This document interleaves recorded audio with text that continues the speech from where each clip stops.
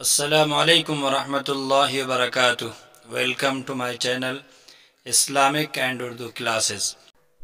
اس channel پر قرآن مجید کی تلاوت اور قرآن مجید سیکھنے سکھانے کا عمل جاری ہے، اور قرآن و حدیث کی روشنی میں مفصل اسلامی تعلیمات آپ جان سکیں گے۔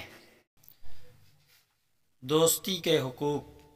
پہلا ہے، جس سے دوستی کرنا ہو اول اس کے عقائد و اعمال و معاملات و اخلاق خوب دیکھ بھال لے۔ اگر سب امور میں اس کو مستقیم و صالح پائے اس سے دوستی کرے، ورنہ دور رہے۔ صحبت بد یعنی بری صحبت سے بچنے کی بہت تاکید آئی ہے، اور مشاہدہ سے بھی اس کا ضرر یعنی نقصان محسوس ہوتا ہے۔ جب کوئی ایسا ہم جنس ہم مشرب میسر ہو، اس سے دوستی کا مذائقہ نہیں، بلکہ دنیا میں سب سے بڑھ کر راحت کی چیز دوستی ہے۔ دوسرا، اپنی جان و مال سے کبھی اس کے ساتھ دریغ نہ کرے۔ نمبر 3، جب کوئی امر خلاف مزاج اس سے پیش آ جائے اس سے چشم پوشی کرے یعنی نظر انداز کرے۔ اگر اتفاقاً شکر رنجی ہو جائے فوراً صفائی کرے، اس کو طول نہ دے یعنی لمبے وقت تک اس کو نہ لے جائے۔ دوستی کی شکایت حکایت کبھی لطف سے خالی نہیں، مگر اس کو لے کر نہ بیٹھ جائے۔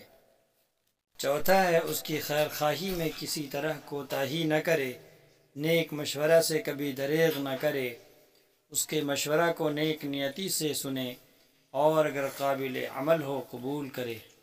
اور یاد رکھنا چاہیے کہ ہندوستان میں جس طرح متبنہ بنانے یعنی بیٹا بنانے کی رسم ہے کہ اس کو بالکل تمام احکام میں مثل اولاد کے سمجھتے ہیں، شریعت میں اس کی کوئی اصل نہیں، چونکہ اس کے ساتھ قصداً خصوصیت پیدا کی ہے، اس لیے دوستی کے ضابطے میں اس کو داخل کر سکتے ہیں۔ باقی میراث وغیرہ اس کو کچھ نہیں مل سکتی، کیونکہ میراث اضطراری امر ہے، اختیاری نہیں کہ جس کو چاہا میراث دلوا دی، جس کو چاہا محروم کر دیا۔ یہاں سے معلوم ہوا کہ ہندوستان میں جو رسم عاق کرنے کی ہے، یعنی کسی اولاد کی نسبت کہہ مرتے ہیں کہ اس کی میراث نہ دی جائے، شرعاً محض باطل ہے۔